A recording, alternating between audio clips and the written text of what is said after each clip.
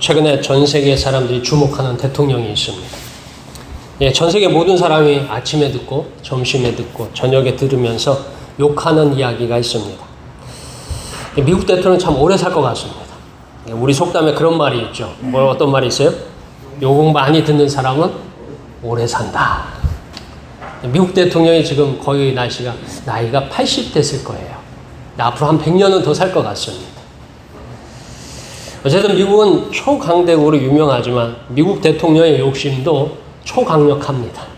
아무튼 그 양반 되게 유명해졌어요. 지난번에 처음 대통령 할 때는 그렇게 유명하지 않았는데 두 번째 대통령 하니까 진짜 유명해졌습니다. 자, 이처럼 예수님도 당대 유명 인사입니다. 예수님께서 가는 곳에는 사람들이 따랐으며 예수님의 말씀은 유명한 이야기거리입니다. 마치 발 없는 말이 천리를 간다는 이야기처럼 예수님의 의견 한순간에 예루살렘 통치자로부터 저 시골의 농부와 어부의 관심사가 되었습니다. 예수님께서 무슨 말을 하셨다 하면 이스라엘 땅에 이곳저곳에 다 소문이 나는 거예요. 며칠 만에 소문이 다 나요.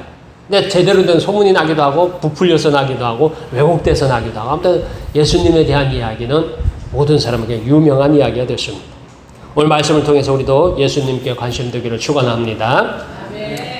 자, 사람은 세상을 살아갈 때 이익을 따라서 삽니다.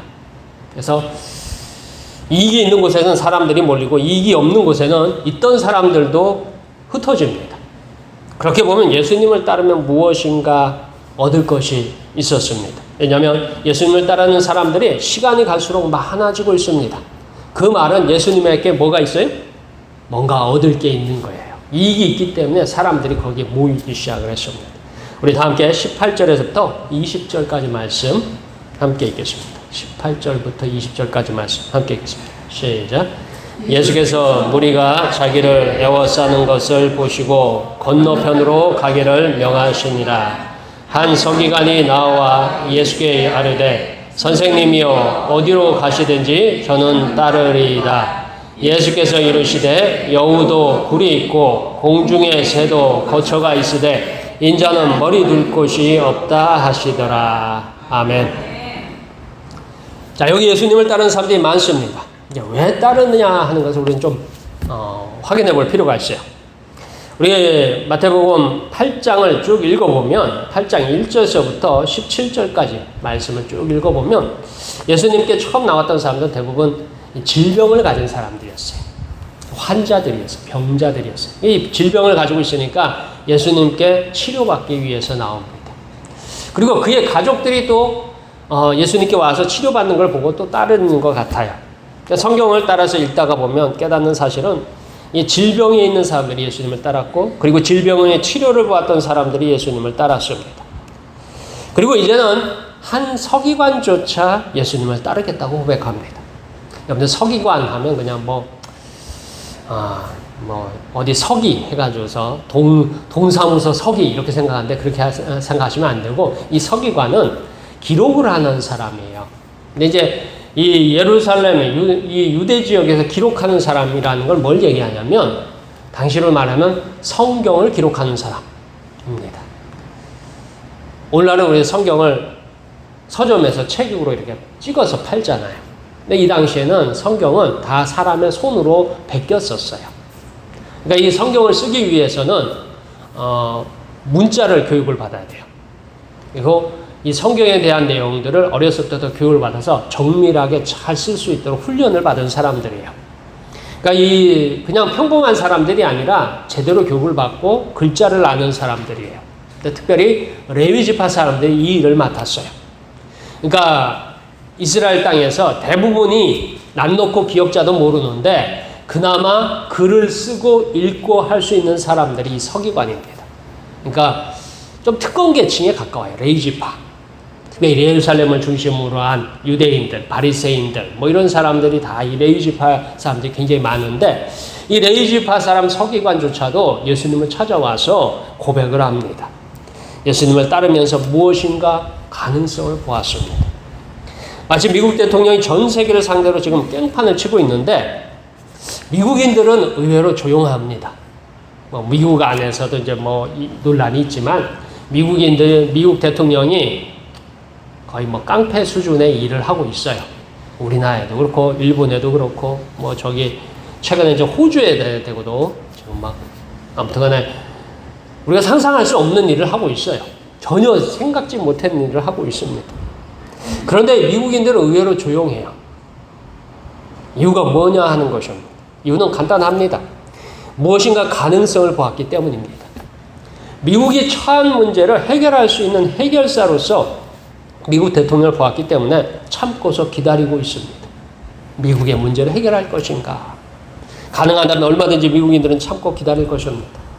그러니까 우리가 생각하는 것과 다른 미국인의 입장에서 볼 적에는 대통령이 저렇게 하는 것이 나름대로 자기들이 볼 적에는 이유가 타당한 거예요. 우리가 볼 적에는 말도 안 되고 순전히 무슨 동네 깡패처럼 하고 있지만 미국인들이 볼 적에는 그래 잘하고 있어 이렇게 마음적으로 심정적으로 동의하고 있는 것입니다. 자기들이 뭔가 대통령이 저렇게 함으로써 얻을 게 있다라고 생각하는 거예요. 자, 이걸 가능성이라고 합니다. 자, 예수님의 가능성은 무엇일까요? 사람들이 바라본 가능성. 이것은 당시의 현실에서 찾아야 합니다.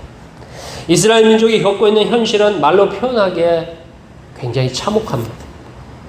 그런데 예수님을 통해서 구약 성경에 나오는 선지자의 모습을 보았습니다. 구약 성경에 보면 선지자들이 있죠. 하나님이 세운 선지자들. 그들이 하나님을 대신해서 하나님의 말씀을 전했어요. 또 그들이 하나님을 대신해서 기적을 일으켰어요. 그리고 그 시대를 이끌어가는 지도자로서의 역할을 감당했어요. 그래서 때로는 그 하나님의 선지자들이 왕을 세우기도 하고 왕을 패하기도 하고 전쟁에 승리하게 하기도 하고 문제를 해결하기도 하고 아무튼 놀라운 일들을 많이 했습니다. 그래서 이 예수님을 통해서 구약 성경에 나오는 이 선지자의 모습을 확인합니다. 과거 조상들이 전해준 성경에 나오는 기적을 직접 눈으로 보고 듣고 현장을 경험합니다. 구약 성경에 보면 선지자들이 병을 낫게 했다는 얘기가 있어요. 구약 성경에 보면 선지자들이 죽은 자를 살렸다는 얘기도 있어요. 구약 성경에 보면 선지자들이 놀라운 일을 했다는 일들이 다 있어요. 그런데 그거는 옛날 이야기예요. 옛날 옛적의 이야기인데 지금 예수님이 이 땅에 딱 오시면서 그 옛날 이야기가 현재 이야기가 되었어요. 예수님을 찾아가면 병자가 낫고 예수님을 찾아가면 죽은 자도 살아나고 예수님을 찾아가면 문제가 해결되는 거예요. 그러니까 예전에 하나님께서 약속했던 그 성경의 말씀이 오늘 지금 이루어지는 거예요. 그걸 사람들이 직접 두 눈으로 봤어요. 그리고 그 자기들 눈앞에서 그게 실제로 있는 거예요. 그러니까 사람들에게 뭐냐면 이 참혹한 시대에 이 굉장히 괴롭고 힘든 시대에 예수님의 기적을 보면서 사람들은 뭔가 가능성을 보기 시작했습니다. 도무지 어디에도 어느 구석에도 희망이나 소망을 말하지 않습니다. 그때 처음으로 하나님의 음성을 세례 요한에게서 듣습니다. 그리고 계속해서 예수님에게서 조상들이 들었던 하나님의 음성을 듣기 시작했습니다. 그러면서 살며시 무엇인가를 기대하기 시작했습니다. 자, 예수님만 따라가면 무엇인가 일어날 것 같아요. 예수님만 따라가면 뭔가 될 것 같아요.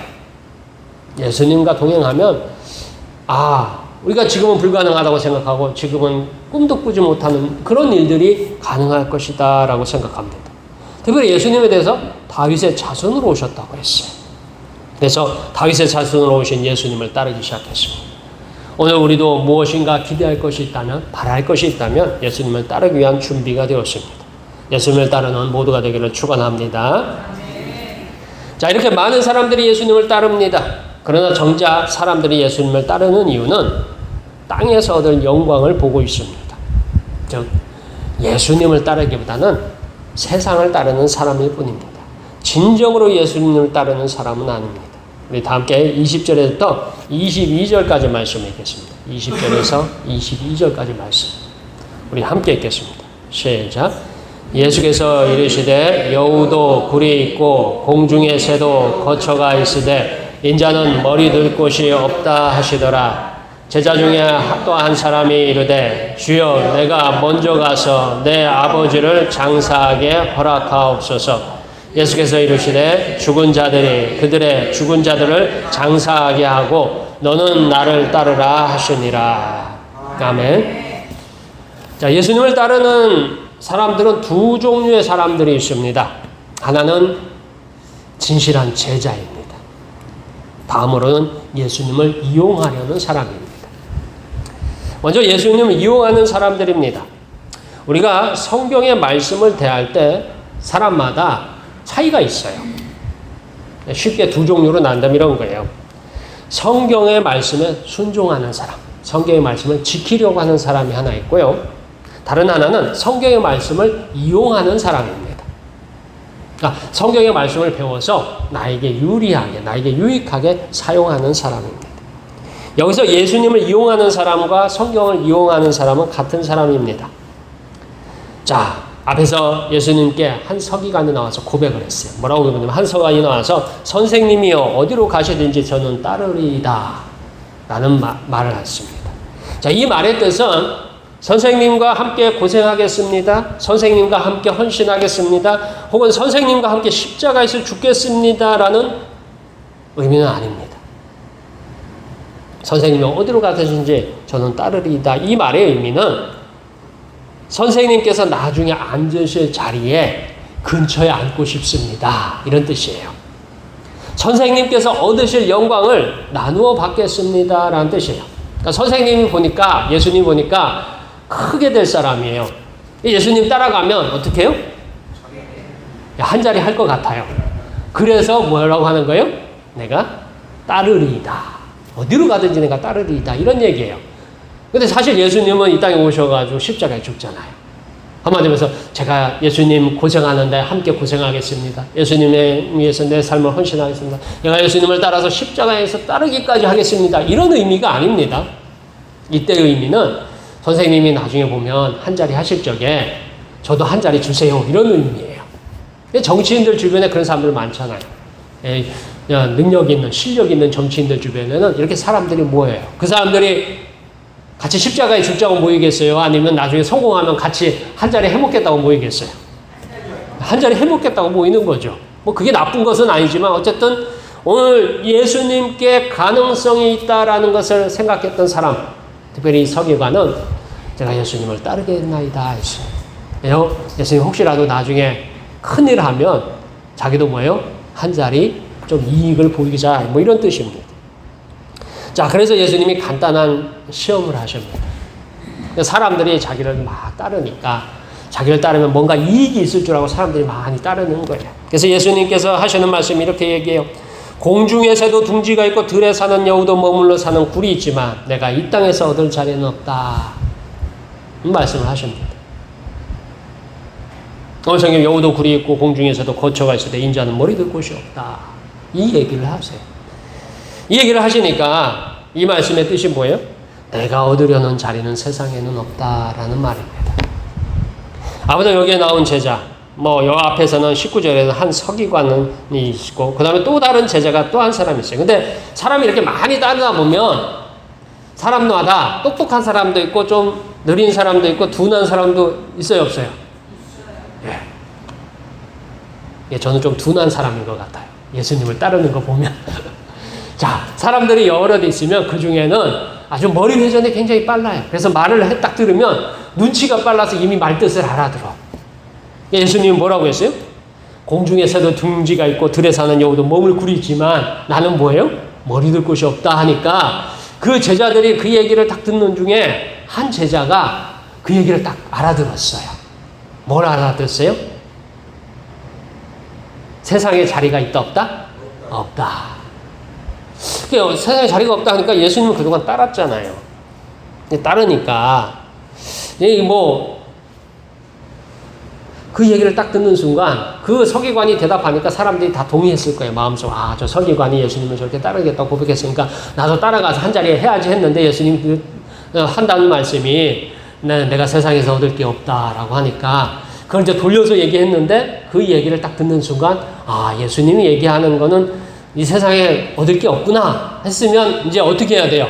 깨달았어. 남들은 모르는데. 예수님이 하시는 말씀이 너희들 나 따라와도 얻을 게 없어. 그러는 거예요. 너희들이 영광을 차지할 자리도 없고 얻을 것도 없어. 그러니까 그 중에 똑똑하고 머리가 뛰어난 눈치 빠른 제자가 딱 하는 말이 야 그러면 어떻게 해야 돼요? 예수님을 따라야 돼요? 떠나야 돼요? 떠나야 되잖아요. 근데 늘 평상시에 예수님을 따르는 것처럼 했다가 갑자기 떠나려고 하면 왜냐면 속보이잖아요. 그렇다고 나중에 예수님 크게 되면 얼른 돌아와야 되잖아요. 그러니까 속보이니까 대놓고 떠나겠다는 말을 못하는 거예요. 그래서 그 똑똑한 머리로 성경의 말씀을 이용하는 거예요. 어떻게 이용하느냐? 예수님께 하는 말이 주여 내가 먼저 가서 내 아버지를 장사하게 허락하옵소서라고 합니다. 그러니까 이 말씀은 성경학자들이 오랫동안 고민을 한 말씀입니다. 왜냐하면 이 말씀이 그냥 하나만 있는 게 아니라 예수님의 말씀이 그 다음에 따라 나와요. 어떻게 나오냐면 예수님을 따르는 사람이 하나면 주여 내가 먼저 가서 내 아버지를 장사하게 허락하옵소서라고 일종의 우리 아버지가 지금 돌아가셨는지 어쩐지 모르지만 어쨌든 그 아버지를 어떻게 해요? 가서 장사를 하려면 지금 어떻게 해야 돼요? 예수님을 따라야 돼요? 떠나야 돼요? 떠나야 되는 거야. 그러니까 내가 아버지를 장사하기 위해서 지금 예수님을 떠나야 됩니다. 그러니까 핑계가 있는 거죠. 그러니까 예수님께서 답하시기는 뭐라고 하느냐? 죽은 자들이 그들의 죽은 자들을 장사하게 하고 너는 나를 따르라 하시니라 했어요. 자, 여기 제자가 그랬는지 그 아버지가 그랬는지 모르겠어요. 그러니까 하는 작별 인사가 뭐냐면 이런 거예요. 주여 내가 먼저 가서 내 아버지를 장사하게 허락하옵소서라는 이야기가 있는데 이게 정확한 의미는 중의적이에요. 이 얘기를 한 게. 이 제자가 똑똑한 거예요. 지금 당장 아버지가 돌아가셨어요. 그러면 어떻게 해요? 얼른 가서 장사를 지내야 되잖아요. 맞아요? 틀려요? 근데 여기는 뭐냐면 지금 당장 돌아가셨다는 얘기는 아니에요. 그러니까 이 얘기는 뭐냐면 지금 아버지가 돌아가셨는데 그래서 장사를 지내러 가야 합니다 하면 가서 장사 지내고 오면 되잖아요. 그렇잖아요. 지금 당장 아버지가 돌아가셨어. 그러면 굳이 예수님한테 이렇게 얘기 안 하고 가서 얼른 아버지 장사를 지내고 장례를 지내고 돌아오면 되잖아요. 맞아요? 틀려요? 근데 이렇게까지 얘기하는 거는 뭐냐면 지금 아버지께로 가서 아버지가 지금 살아계시는데 남은 여생을 잘 모시다가 아버지가 돌아가신 후에 다시 오겠습니다라는 의미도 돼요. 왜 이게 가능하냐면 우리가 생각하는 효도라는 의미가 성경에도 있습니다. 많은 분들이 우리나라에 처음에 복음이 증거될 적에 기독교에서는 제사를 허락해요? 거부해요? 예, 거부해요. 제사를 허락하지 않아요. 예, 귀신에게 절하는 것이다 해서 허락지 않았어요. 그러니까 뭐냐면 기독교는 효를 모르는 종교다 해가지고서 유교를 믿었던 사람들이 핍박을 했는데 사실 기독교는 효를 중요하게 생각하는 종교입니다. 왜냐하면 내 성경에도 내 부모를 공경하라는 명령이 있습니다. 이것이 5째 계명이고 이것을 가르쳐서 약속 있는 첫 계명이라고 불렀습니다. 10계명은 2개의 돌판에 새겨졌습니다. 2개의 돌판. 첫 번째 돌판에는 1계명부터 4계명이 새겨졌어요. 그래서 1계명이 4계명까지 4계명이 내 안식일을 기억하여 거룩히 지키라까지 해가지고 4계명이 새겨졌는데 이것의 중심은 하나님을 사랑하라입니다. 자, 다른 하나님이 주신 돌판에는 5계명부터 10계명까지 기록했습니다. 그 5계명이 뭐냐면 그 다른 돌판, 2번째 돌판의 첫 번째가 뭐냐면 내 부모를 공경하라입니다. 그래서 이 2번째 돌판에는 뭐를 했냐면 내 이웃을 사랑하라입니다. 그래서 이웃 사랑의 제일 첫 번째는 누구를 공경하는 것부터 시작한다고요? 부모를 공경하는 것부터 시작해요. 그래서 여러분들이 교회를 다니면서 부모 공경하는 것은 마땅히 해야 할 당연한 일입니다. 자, 여기서 이스라엘 사람들이 부모를 공경하는 이유. 부모를 공경하는 것. 부모를 공경해야 되는 이유가 뭘까요? 하나는 부모님을 사랑하기 때문이기도 하고 하나는 율법에 기록되어 있기 때문이기도 합니다. 자, 첫 번째는 하나님의 뜻에 순종하는 일입니다. 그렇다면 예수님이 이렇게 말하지 않았을 거예요. 내 부모를 공경하라는 말씀이 있듯이 제가 아버지께로 가서 아버지를 모시고 살다가 아버지 돌아가시면 장사 지내고 오겠습니다. 이런 뜻으로 얘기했다면 예수님이 굳이 죽은 자들이 죽은 자들로 이런 얘기를 하지 않았을 거예요. 그래서 이걸 유추해 보면, 예수님의 말씀을 따라서 유추해 생각하자면, 이 제자는 머리가 좋아서 하나님의 말씀을 이용하고 있어요. 예수님 시절에 사람들은 주변의 평가 때문에 부모를 공경하는 척 했습니다. 그러니까 부모를 공경하지 않으면 사람들이 뭐라고 해요? 불효자라고 하잖아요. 그러니까 사람들이 불효자라고 하는 그 소리를 듣기 싫어서 어떻게 했어요? 공경하는 척 했어요. 이게 성경에 나옵니다. 우리 다 함께 마가복음 7장 9절에서 13절까지 말씀을 찾아서 읽겠습니다. 또 이르시되 너희가 너희 전통을 지키려고 하나님의 계명을 잘 저버리는도다. 모세는 내 부모를 공경하라 하고 또 아버지나 어머니를 모욕하는 자는 죽임을 당하리라 하였거늘 너희는 이르되 사람이 아버지에게나 어머니에게나 말하기를 내가 드려 유익하게 할 것이 고르반 곧 하나님께 드림이 되었다고 하기만 하면 그만이라 하고 아버지나 어머니에게 다시 아무것도 하여 드리기를 허락하지 아니하여 너희가 전한 전통으로 하나님의 말씀을 폐하며 또 이 같은 일을 많이 행하느니라 하시고. 아멘. 이 당시 유대인들이 하는 일, 이 당시에 지도자들이 하는 일이 여기 나옵니다. 이것이 당시 예수님 당시 이스라엘의 전통이요 유대인의 관습입니다. 그리고 이렇게 하는 것을 잘했다고 칭찬하고 강요하고 있습니다. 그들은 목적을 위해서는 하나님의 말씀도 이용하는 시대입니다. 타락한 시대고 말씀이 죽은 시대요. 말씀에 죽은 사람이 넘쳐나는 시대입니다. 그리고 하나님의 말씀보다 사람의 뜻이 우선하는 세상입니다. 어떻게 보면 하나님께 잘하면 상관없어 라는 의미지만 하나님께 잘하는 만큼 부모에게도 잘해야 합니다. 이것이 성경의 본래 뜻입니다. 네, 이 예수님 시절에 유대인들이 하는 일이 이랬어요. 부모에게 드려가지고 부모를 공경하기 위해서 부모에게 필요한 것들을 부모에게 드려야 되는데 그것을 고르반, 이건 하나님께 드린 거예요 하고면은 뭐예요? 더 이상 부모에게 줄 필요가 있다 없다? 없다는 거예요. 그걸 또 잘했다고 칭찬하는 그런 시대입니다. 이 제자는 예수님을 떠나기 위해서 율법을 이용하고 있습니다. 제자가 유용하는 건지 그 아버지가 유용한 건지 모르지만 이용하고 있습니다. 하나님의 말씀을 이용하고 있습니다. 그래서 예수님은 죽은 자들이 죽은 자들을 장사하게 하고라는 말씀을 하셨습니다. 즉 하나님의 말씀을 떠난 사람, 말씀을 저버린 사람은 죽은 사람입니다. 말씀을 이용하는 사람은 죽은 사람입니다. 그래서 예수님은 마지막에 너는 나를 따르라 하셨습니다. 진실로 예수님께서 필요한 사람은 성경을 이용하는 사람이 아니라 성경의 말씀을 지키고 순종하는 사람을 찾고 계십니다. 그리고 예수님의 말씀을 실천한 사람에게 생명의 길이 있습니다. 우리는 예수님을 따름으로 천국길 가기를 축원합니다. 자, 진정으로 예수님을 따르려면 어떻게 해야 되냐? 오늘 성경에는 진실로 예수님을 따르는 사람을 확인합니다. 아주 일부의 사람만이 예수님의 선택을 받았습니다. 우리 다 함께 23절서부터 27절까지 말씀 읽겠습니다. 23절부터 27절 말씀 함께 읽겠습니다. 시작. 배에 오르심에 제자들이 따랐더니 바다에 큰 놀이 일어나 배가 물결에 덮이게 되었으되 예수께서는 주무시는지라. 그 제자들이 나와 깨우며 이르되 주여 구원하소서 우리가 죽겠나이다. 예수께서 이르시되 어찌하여 무서워하느냐 믿음이 작은 자들아 하시고 곧 일어나사 바람과 바다를 꾸짖으시니 아주 잔잔하거늘 그 사람들이 놀랍게 여겨 이르되 이가 어떠한 사람이기에 바람과 바다도 순종하는가 하더라. 아멘. 이제 여기 바다가 나오죠. 이 바다는 이제 소위 말해서 갈릴리 바다 또는 뭐 게네사렛 호수 이렇게 나옵니다. 그러니까 정확하게는 이제 이 갈릴리 바다는 민물 바다예요. 민물 호수예요. 근데 이제 유대인들에게는 큰 물은 바다라고 불렀던 것 같아요. 그래서 이제 바다라는 표현을 씁니다.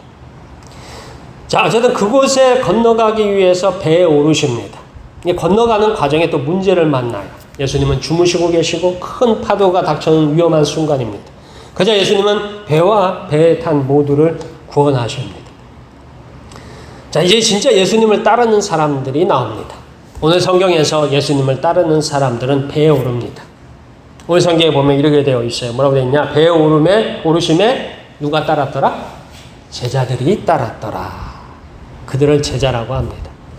신약 성경에서요, 처음 제자라는 말이 등장하는 곳은요, 마태복음 5장입니다. 마태복음 5장 1절에 보면 산상수훈이 있어요. 그러니까 처음 제자라는 말이 등장한 이유는 예수님의 말씀을 듣는 사람이 제자들이에요. 그러니까 예수님의 말씀을 듣는 사람들이 제자가 되었어요. 그리고 이제 그곳에서 예수님에게 배우는 사람이 제자라고 합니다. 그리고 다음에 등장하는 게 8장 21절, 우리가 오늘 본문을 사용했던 8장 21절에 제자 중 한 사람이라고 나와요. 그리고 그 다음에 제자라는 표현이 나오는 게 뭐냐면 23절에 배에 오르심에 제자들이 따랐더라라고 나옵니다. 21절에 나오는 이 제자는 똑똑하고 영민했어요. 그렇지만 예수님을 떠나기 위해서 하나님의 말씀을 이용할 줄도 아는 그런 사람이었어요. 그러니까 그가 예수님 곁에 있었을까요? 떠났을까요? 예, 뭐 그 정도 얘기할 정도면 떠났을 것 같아요. 자, 그 다음에 많은 무리들 중에 예수님의 배에 오르심에 누가 따랐더라고요? 제자들이.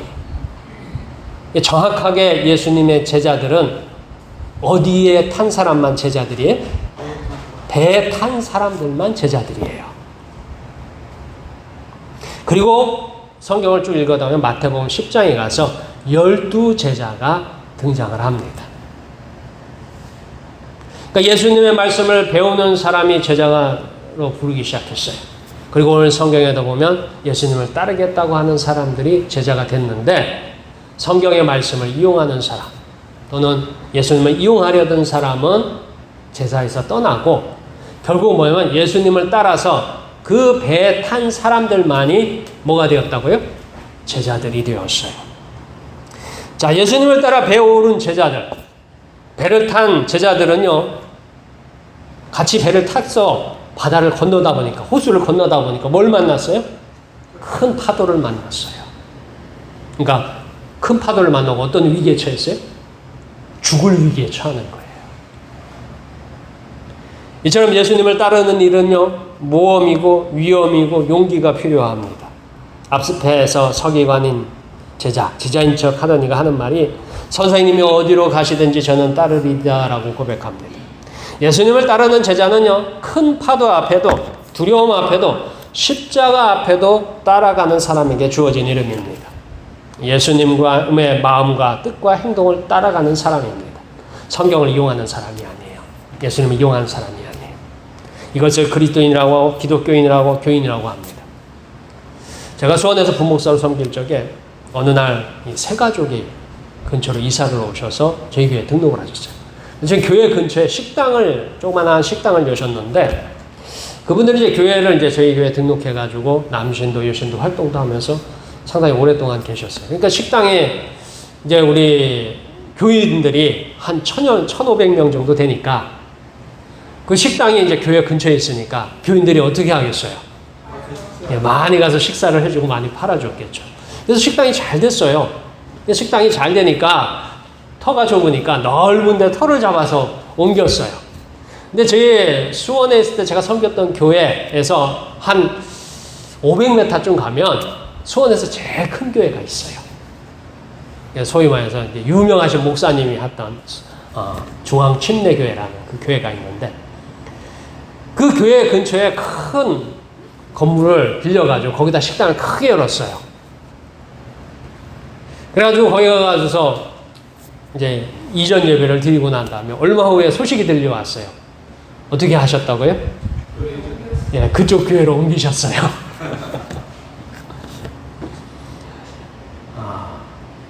정확하게 모르겠습니다. 이게 이제 교회를 이용하신 건지 아니면 뭐 어떻게 하는지 모르겠지만 아무튼 그 교회를 옮겨서 가셨어요. 자, 오늘 성경이 말한 내용은 그런 거예요. 예수님을 이용하려는 사람, 성경을 이용하는 사람이 제자가 아니라 어떻게 해요? 말씀을 지키고 그리고 헌신하고 자기의 삶에 어려움이 닥치는 것을 감내할 수 있는 사람. 그게 바로 뭐냐면 제자고 그게 바로 교인이고 그게 바로 하나님의 자녀다라는 것입니다. 만약 예수님을 이용하고자 한다면 절대로 따르지 못합니다. 성경의 말씀을 이용하고자 한다면 결국은 성경에 그 결과가 있어요. 가룟 유다의 길을 택할 것입니다. 하나님의 말씀을 이용하려고 하고 예수님을 이용하려고 한다면 결국 마지막에 가서는 어떻게 해요? 가룟 유다처럼 예수님을 배반할 것이다 라는 것입니다. 예수님과 함께할 때 그곳에서 예수님의 권세와 능력과 위엄과 진실을 경험합니다. 자, 사람들이 예수님을 따라서 배에 탄 사람들이 제자들이 되었어요. 그들이 본 것은 첫 번째 큰 파도예요.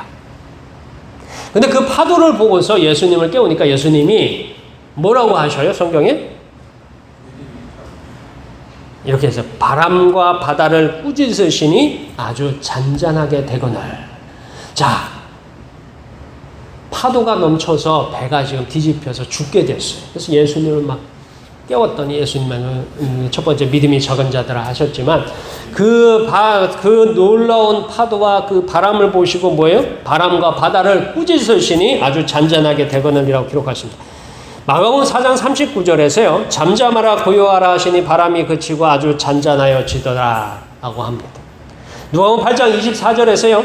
예수께서 잠에서 깨사 바람과 물결을 꾸짖으시니 이에 그쳐 잔잔하여지더라 라고 합니다.